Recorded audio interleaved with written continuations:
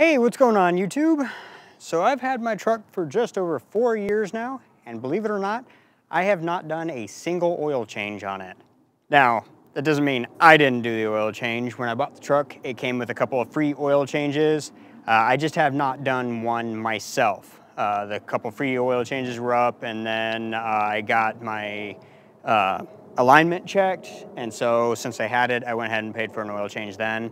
So we are actually doing our first oil change ourselves on the truck.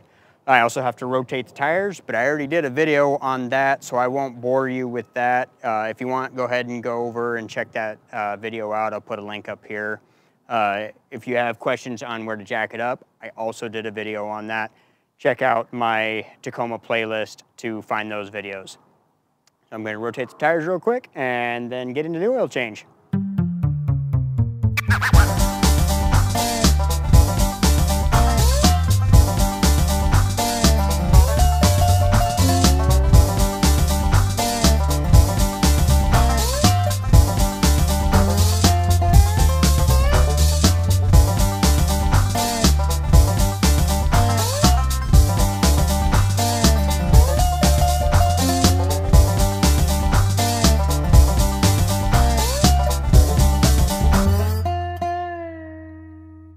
So this is what we're using for the oil change. I got Valvoline Full Synthetic 020.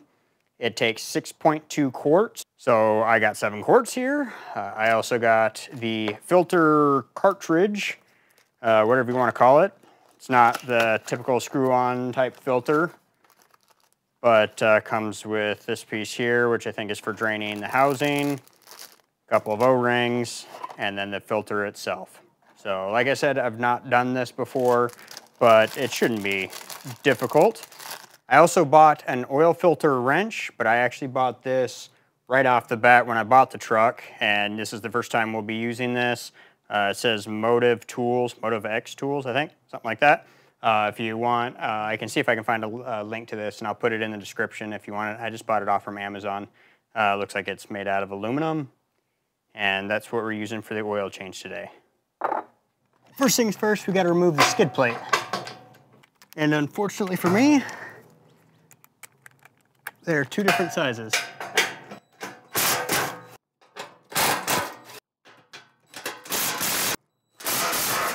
So for the drain plug, I don't have to remove the skid plate.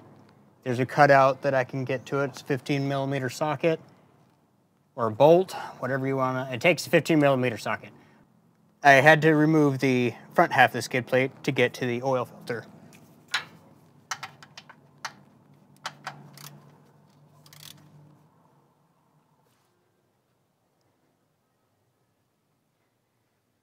Here's the part where it's going to get a little bit new for me. Still shouldn't be too bad. But now we can take care of the oil filter. So there's this guy on the bottom here. That's just 3/8, and you might need an extension. I'm using an extension to loosen that up first. Oh, wow, that was tight. And once you got the drain plug off from the bottom of the oil filter, it comes with the oil. A new oil filter comes with this nozzle here, and you're supposed to push this up into it to drain it, I think. Or it's screwed in. Like I said, this is my first time doing it, so bear with me. Well, this is a mess. There it goes. So what that does is it opens up a valve, or like pushes on a ball bearing, something like that. It opens up something so that the oil can drain out of the filter to make it a little bit less of a mess, I'm thinking.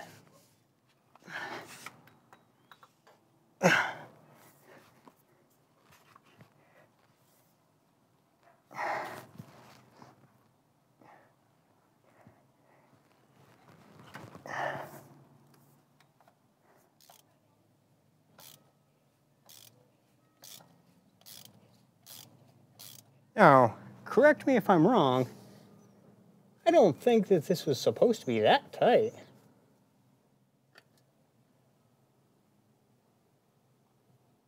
Before we put it back together, we got to change some of these O-rings. The filter comes with new O-rings. There's a big one around the collar here, and then there's one that goes in the bottom side.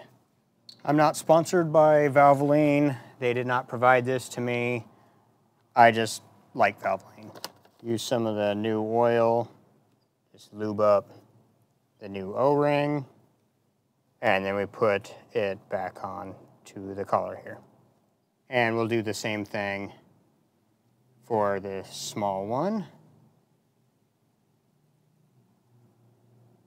That goes on the bottom side.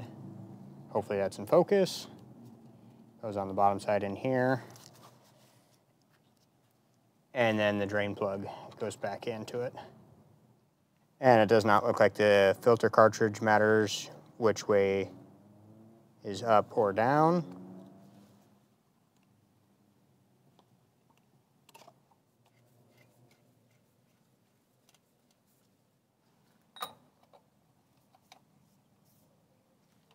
And don't forget to tighten up the drain plug as well. And now we're ready to fill it back up with 6.2 quarts of oil. So this is a nice change. Valvoline changed their bottles. And that is nice. Seems to be working great. It's the first time I've used one like this. So check out this top. So it was just a pull tab that pulled off from the top, and it's kind of got a pour spout on it. It's pretty cool. I like it. And now for the 0.2.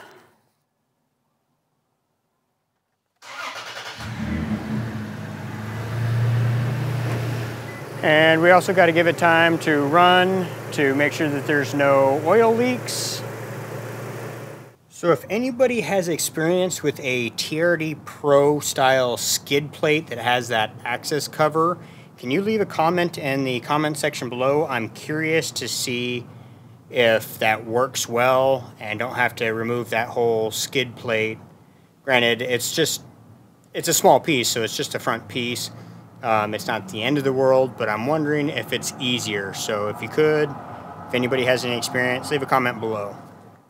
Now the last things that we got to do is take care of resetting the maintenance. Just about all the way down to the bottom.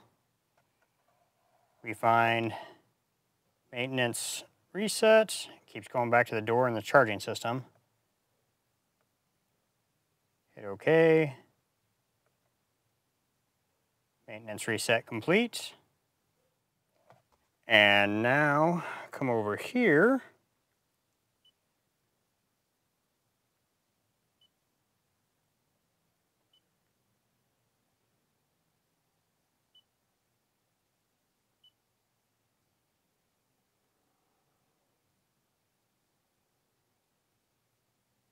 We reset that guy. Reset this guy, which is annoying because there's no reset button. So we'll have to delete it. And then add it back in. That seems dumb. There should be an easier way to do that. I would think there is.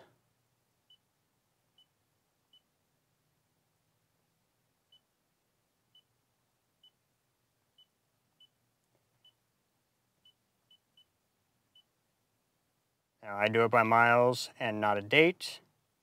And there we go. All set. All reset. So overall, it's not difficult to do yourself. So if you've done your oil changes in the past, this is not going to be that much different. That oil filter housing was a little bit tight for me, but I was able to get it off.